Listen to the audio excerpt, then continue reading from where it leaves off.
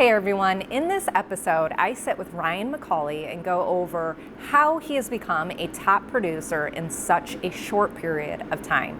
It's an amazing story and you're not going to want to miss it. Chase betterment, chase personal development, professional development, and you will ultimately win. There's no losing with that. It's not degrees, it is an unwavering, relentless pursuit. Those who refuse to give up. That's it. Welcome to ThriveWell with Jess Woodbeck. We personally love to showcase like the reality of a situation versus just like, I'm a badass agent. Everything's great all the time. You know, like everyone knows that's not true. No. Right. So just be honest about, we're making babies and I'm hustling real estate, and sometimes it gets chaotic. Yeah, definitely. So, I didn't really plan on going into real estate. It just kind of happened. So I actually, after high school, I had a pretty good job and was debating if I should go to college, or I was already making pretty good money. And then 9/11 happened, so I joined the Army. Oh. And so I was active duty. I was a 19 Delta, which is a Cavalry Scout, and what their job is recon. Basically, our job, we're trained to go behind enemy lines and gather intelligence, report back to HQ, that kind of stuff. Wow. So I was planning on going into law enforcement. I was telling Justin about that. I have a lot of respect for him being a Detroit cop for 15 years, and so I got out of the Army and was got a job working in retail sales at President Tuxedo in the wedding industry, helping people pick out suits and tuxes for their weddings and proms and all that. And it was just something to pay the bills while I was going to school. I was going to go for criminal justice and go into law enforcement, and ended up having, and had never worked retail sales before, and just really enjoyed it and caught on quickly and moved up the ranks quickly. And I said, you know what, I think this is my calling. So switched majors into business and management and started taking those kind of classes. And worked my way up the corporate ladder. Ended up being at President Tuxedo for 12 years. Wow. Before I left there, I was a district manager. Had about 9 stores that I supervised, and but it transitioned really well into real estate because it's very detail oriented. People, it's a once in a lifetime thing when people get married. They maybe on a handful, they can count on one hand how many times they get married. Same thing with real estate. They buy or sell a house, maybe 1 or 2 times. Most people. So it's very detail oriented. And actually, I was working one day, and a customer came in. It was the mother of the bride, who happened to be a team leader at a brokerage, and she's like, you're a sharp guy. I was wearing a suit. I had a few books under the counter on sales. Whenever it was slow and there was no customer, I'll just sit there and read. I love to read. And she's like, here's my card. You should think about getting your license. And I had always been interested in real estate and thought about it, never really pursued it. And sometimes I'd be bored and just go on like a Coldwell Banker website and like look at homes, just $1 million homes. It's like the motivation, And I was like, so I took the class, got my license, and was just going to do it part-time for supplement my income that I was making. And it was really hard to do part-time because you got to be available when people want to see houses.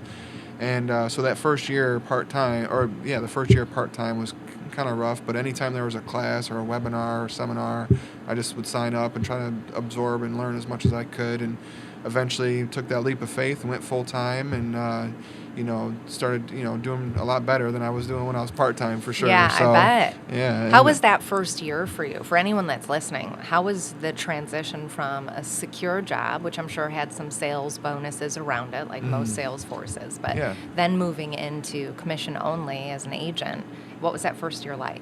So the first year, that was the scary part, because there's no safety net, there's no guaranteed paycheck every 2 weeks. And my wife was actually against it, and that's another thing that makes it hard, is when you're, doing it you're trying to go out on your own and be entrepreneurial, and then, instead of being supportive, my wife was kind of like, I don't know if this is a good idea, it's scary, because she's worried about the bills too, and so I just had to have that grit and that determination, and just, I kept telling her, it's going to pay off.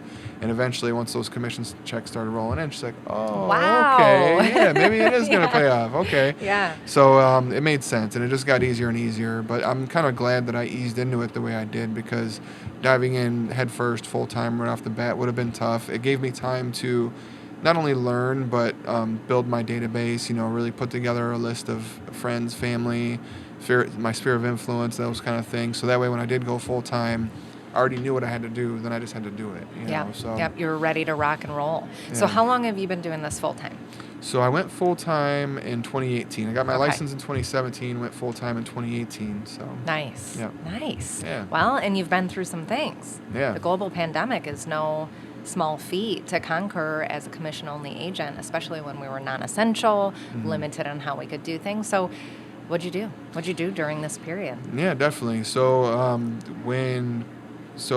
2018, I did, I don't know, I did pretty good. It wasn't a full year. 2019, I did 28 units. And then 2020, Nice. my goal was to do 50. But so when COVID hit, a lot of agents, what I noticed is they scaled back. They cut back on their spending and their marketing.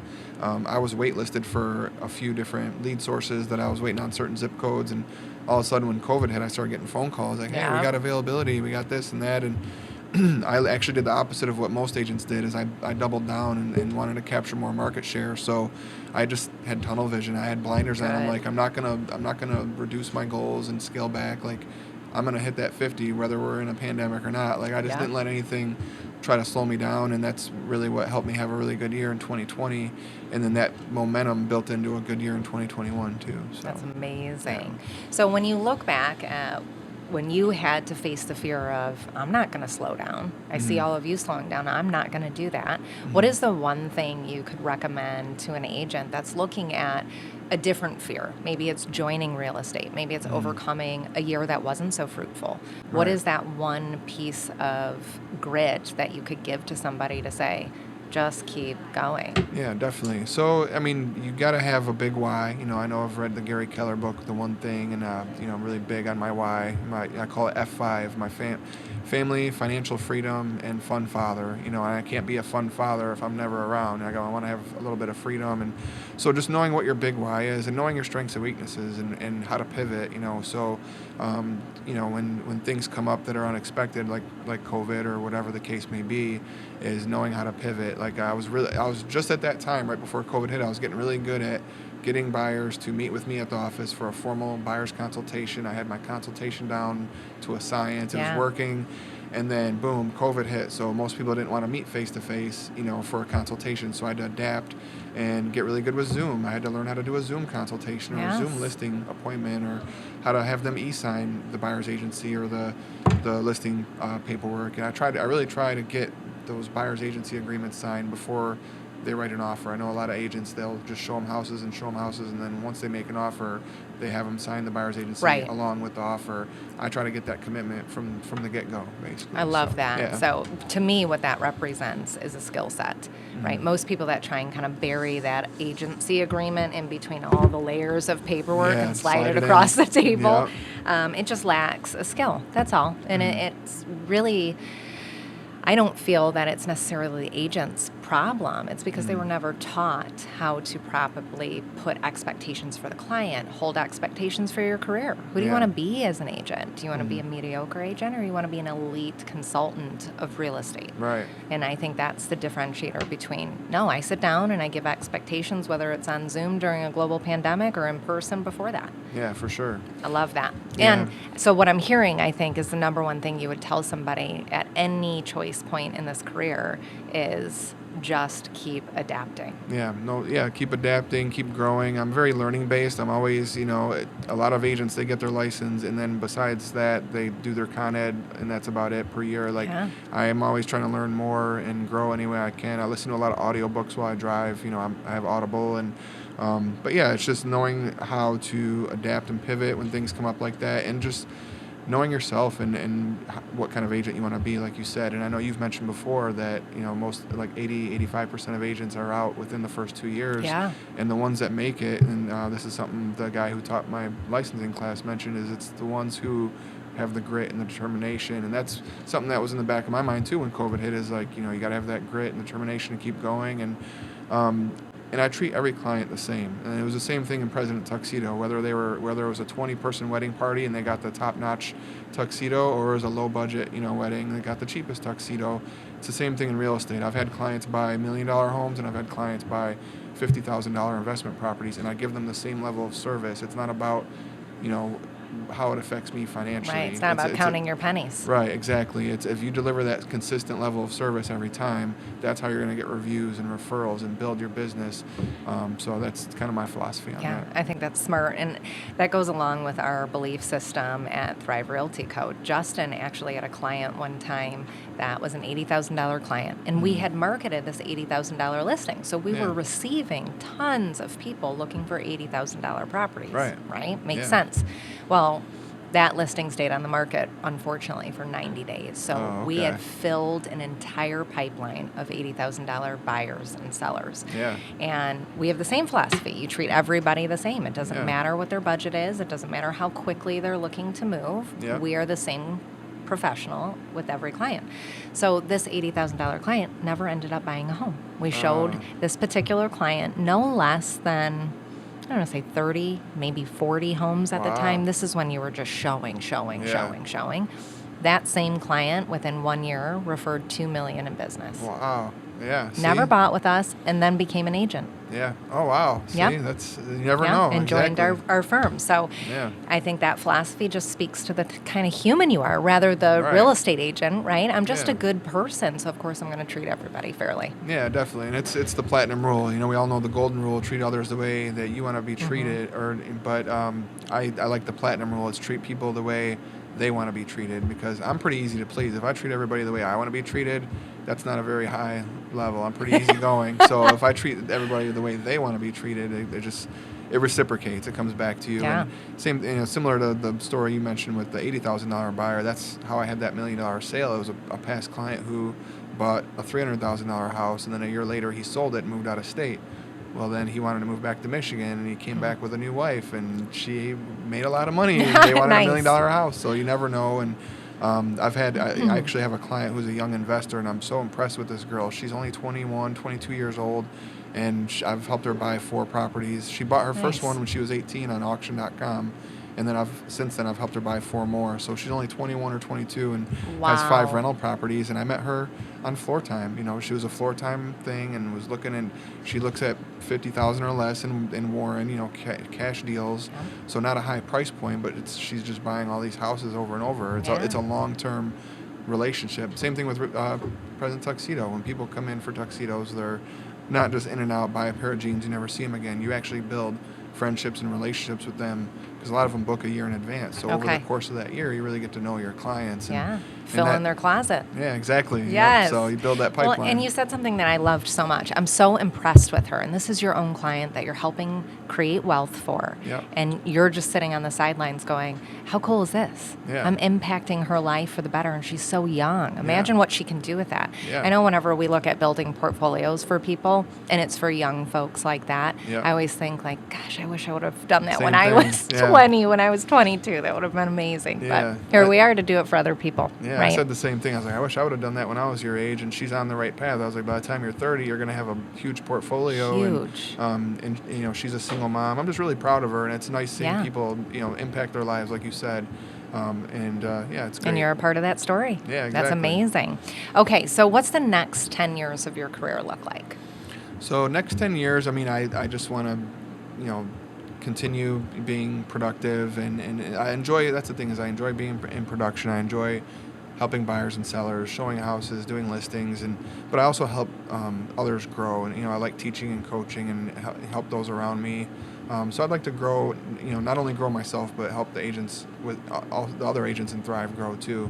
And, you know, I just want to keep learning as much as I can. And I'm big on designations. I have a few of them, but I want to get more. Like I have my ABR and my SRS and RENE. My next one I want to get is my CRS. Nice. I would like to get my broker's license and be an associate broker, just to have it for the knowledge and the credibility that brings within the industry when you're a broker and things like that. But I don't really want to start my own brokerage or anything like that. But next 10 years, just providing for my family. You know, I have a wife and kids, and just want to provide a good life for them. My goal was always to provide a better life for my kids than I had growing up, because I, you know, grew up in a blue collar, you know, pretty, you know, poor family pretty much. So everyone's got a backstory, which usually is what rides them into the future of what they're going to become, Yeah. one way or the other, good or bad. Exactly. So I love that you took it and said, hey, I've learned, I want to do it differently. Yep. So speaking of your family, you have 3 kids, one Yep. on the way. Yep. So I have heard time and time again, people always ask me this question because I'm a mom of 3. Mm-hmm. I've had babies while being in this industry.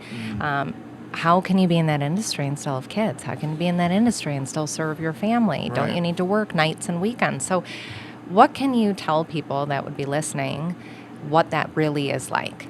So it is tough, and there are a wide variety of ages too. My oldest is 16; she's in high school. I have a 7-year-old who's in 2nd grade. The 16-year-old kind of does her own thing. I don't, she doesn't really need much time or attention. She's independent for the most part. But the younger ones they cling to daddy when I am home. So Yeah. But yeah, the 7-year-old, her name's Chloe. My 6-year-old, her name's Alana, and then my son Connor, he's 3 years old. And he's a daddy's boy too. So it is, and my home office is in the basement. So sometimes when I'm home and I'm trying to get stuff done, they come downstairs and they want Play. attention. Yeah, they Yes. want to play and Yeah. stuff. And but yeah, we have a 4th one on the way. My wife's due in August, and that was kind of unexpected. We went to Miami back in November for a friend's wedding, and I think that's Had a really good time. Had a really good time. I think that's how it Yes. happened. But yeah. Congratulations. That's exciting. Thank you, for sure. But you got to have the right support system at home, and it's hard. The thing that makes it easier is my wife doesn't work. She's a stay-at-home mom. She basically holds down the fort, takes care of the kids. So if I need to go out and do showings, or if I need to go do anything, like, she can stay there with them. And but when I am home, they're like, "Oh, Daddy's home." Yeah, So, yeah. But yeah, she definitely takes care of a lot, and I help around the house as much as I can. But it's kind of just a lot to juggle. You just gotta. It's all about time management. It is. is. Not just in real estate, but at home too. Yes. Time blocking that time to do some chores and whatever. So Clean the toilets, the whole 9, laundry. Yeah. I don't know about you, but family of having 3 children, the laundry's never ending. Yeah, for sure. It's just never ending. Yeah, it just never stops. It just doesn't. The mountain it's just gets a little always smaller, going. but- Yes. That's amazing. Yeah. But Okay. So I love that because I think that's important. It sounds like the glue that has allowed you to flourish in your career is that your partner is so active and helpful and supportive, which I talk all the time about real estate being a lifestyle career. Yep. And that home support, whether that is your parents from afar or your spouse or your girlfriend or your boyfriend or your wife, that them understanding what you're looking to achieve and the reasons behind the achievement and what this industry feels like for you to be in as an agent is critical to an agent's success. Yeah, for sure. I always encourage brokerages or teams to include spouses as often as possible, even if the plus one's mom or the plus one's grandma, whoever you live with that's supporting you, so that they can really get a glimpse at, oh, this is real. Oh, wow. Okay, so it requires you do what? It gets them on board, for Yeah, sure. and they really get it. And where I was at before, they didn't allow plus one, so I missed out on the gala you guys had Saturday. Yeah. But when I saw that you were allowed to have a plus one, I was like, oh wow. I told my wife, and she's like, well, we gotta find a sitter, and she's just very cautious with COVID, so she didn't want to go. But I do look forward to other events and stuff, and getting her to see to enjoy the fruits of it. And instead of just seeing the work, she sees me doing all the work. Yeah. So I can see some of the fruits of our labor and the things we're doing, and get that buy-in, and that's huge too. But like I said, that first year she was a little bit not on board because I was paying like the monthly, like the $100 fees or whatever per month, and she just seen it as a bill. She's like, "Oh, you're doing all this, but you're paying money. You're not making money, but you gotta zoom out and look at the big picture in the long run." I was like, you gotta just, like, for any new agents that are getting into it, you gotta, and it's not for everybody. Some people it just doesn't. You have to really have that fire and desire for it. But yeah. Yeah, I would say fire, desire, and discipline. Yeah. If you have zero discipline in your life, it's going to be one of the most challenging careers that you could ever go after. Yeah, for sure. That self-discipline, right? Yep. And then surrender to accountability. Whatever team you're on or brokerage you're within, making sure that it's got enough structure that you can rely on it for helping you get to that next level. Yeah, for sure. And that's one of the things that I like about Thrive too, is the accountability. I think Brendan mentioned that accountability is like the highest form of love or something like that. Yes. So and that's true. And the other agents I've talked to, that are all at different places in their careers, I think that's one thing that they say they crave. They're like, yeah, I want more accountability, but some people, when they get more accountability, then some buy Yeah. into it and some of them just resist. So, Yeah. but you do have to be disciplined and have that accountability to do the things it takes to be successful in the business. You 100%. can't wing it. You can't just expect it to fall in your lap. Even me, when I got my license, I'm just like, I was Winging thinking it. that it was just going to all Yes. fall into my lap and be easy. And I think a lot of people who aren't in real estate have that misconception of the agent stereotypes that they see on social media or on TV or whatever. That it's just, we just make all this money. It's just so easy. And it's just, there's a lot more that goes into it that people don't realize. So much more. Yeah. I always say that it's so easy to be a flash in the pan in real estate. Anybody can come here and have fast success. Yeah. But it's the sustainable success rate Yeah. that is staggering, right? Yeah. It's that 85% reducing and Yeah. leaving and exiting by year 2, because sustaining that is challenging. Yeah. And it is truly who you are surrounded with. Do you have the mentorship? Do you have the tools and resources? We've talked a lot about that. Yeah. And if you don't, are you around people that are willing to get those for you or help you understand what that next step is? So Right, for sure. it's huge. Yeah, consistency is the key, definitely. It is consistency and accountability. Yeah. What you said, you like to read a lot and you listen to a lot of Audible. Me Yeah. too. So I have a Okay. funny story about that, and then I want to hear about your favorite book in the Okay. last 6 months. Yeah. I listen so much to Audible and read so often over TV and radio Yeah. that on the way here on Monday, I heard a song called You Girl by Walker Hayes. Okay. And I was like, oh, Walker Hayes came out with a new jam. This is exciting. Brought it into the office. They're like, Jess, this has been on the radio for at least 2 months. I'm like, oh, I thought Where it have was you been? brand new. But that's how often I'm listening to Audible versus the Yeah. radio in the car. For sure. So what's your number one read or listen in the last 6 months? There's a few. I was the same way before I listened to Audible. I'd listen to the music or the sports talk radio and just got tired of hearing about how bad the Lions lost or whatever. Yes. And, really dove into Audible, and it's cool that they got different badges you can earn and listening levels. And Yes. I'm almost at the master level. Master level is 500 hours. I'm like 10 hours away from it. Nice. So, but yeah, I listen to, books all the time. I would say the Chris Smith books, exactly what to say, and the Conversion Code have been big. There's a couple Michael Mayer books that I like, the 7 Levels of Communication and the Miracle Morning for real estate agents.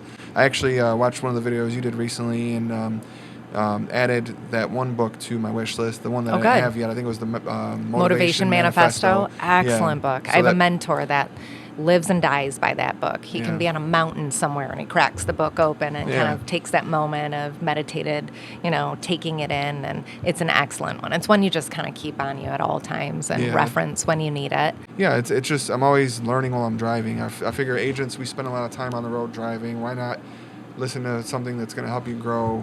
I think a lot of the audiobooks I've listened to are part of the reason that I've been as successful as I have, because I'm learning things that a lot of other agents aren't tapping into. A lot of other agents aren't doing that. Okay, cool. Well, thanks for joining Yeah. us today. We're so pumped that you're Thank here you. with us. Yeah, thank you for having me. Yes. For sure. I'm looking forward to all the growth. So Me too. I'm Awesome. pumped to serve you.